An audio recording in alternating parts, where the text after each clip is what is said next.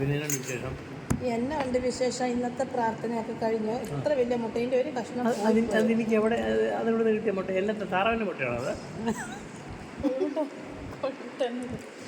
താറാവിൻ്റെ മുട്ട ഇരുന്ന് എനിക്ക് തോന്നാം. ഒരു താറാവിൻ്റെ മുട്ടയ്ക്ക് ഒരു ഉൾപ്പില്ലേ? കറക്റ്റാണെന്ന് പറഞ്ഞത്.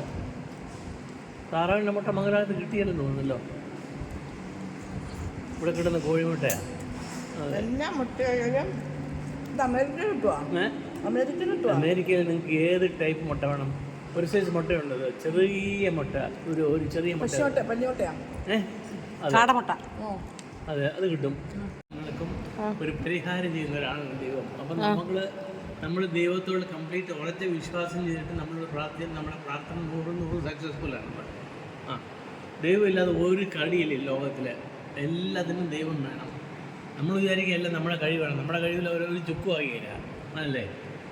നമ്മുടെ കഴിവ് റെയിൽവേ ടിക്കറ്റ് മേടിക്കുക, അത്രേ ഉള്ളൂ. ഇല്ല അങ്ങോട്ട്. ഉച്ചക്കത്തെ ഭക്ഷണമൊക്കെ കഴിഞ്ഞ് ഞങ്ങൾ കുറച്ച് സമയം ഇങ്ങനെ മാന്തോപ്പിലിരുന്നു. ധാരാളം മാങ്ങകളൊക്കെ ഇങ്ങനെ വാടി ഇടയ്ക്കിടയ്ക്ക് ഇങ്ങനെ വീണുകൊണ്ടിരിക്കുന്നു.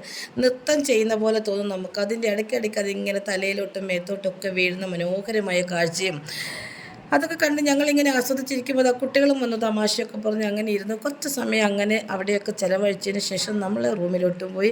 ഇതൊക്കെയാണ് ഇന്നത്തെ ഉച്ചക്ക് ഭക്ഷണത്തിൻ്റെ കുഞ്ഞു വിശേഷം.